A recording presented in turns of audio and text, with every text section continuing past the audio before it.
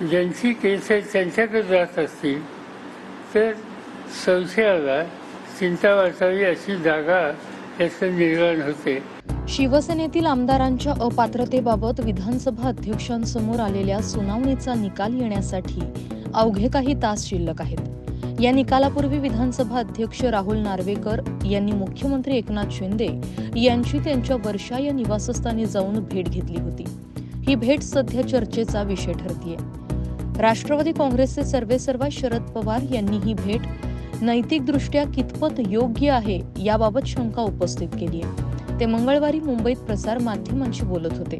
यावेळी शरद पवार यांनी म्हटलं की ही साधी आणि सरळ गोष्ट आहे की ज्यांच्या पुढे केस आहे आणि ज्यांची केस आहे त्यांनी अशा प्रकारे भेटणं योग्य नाही. ज्यांची केस आहे त्यांनी निर्णय घेणाऱ्या व्यक्तीसमोर आपली बाजू मांडणं चूक नाही. पण ज्यांच्या समोर बाजू मांडली जात आहे, ज्यांचा निर्णय अभिप्रेत आहे, ते गृहस्थ ज्यांची केस असेल त्यांच्याकडे जात असतील तर संशयाला जागा निर्माण होते.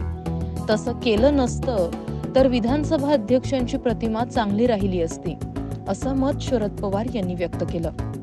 ज्यांच्या पुढे केस आहे आणि ज्यांची केस आहे त्याच्यात ज्यांची केस आहे त्यांनी ती केस मांडणं याच्यात काही चुकीचं नाही.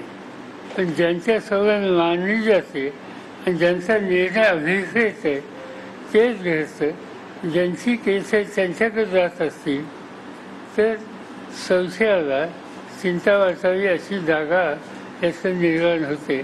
ते केलं नसतं तर या पदाची प्रतिष्ठा आणखीन चांगली राहिली असते.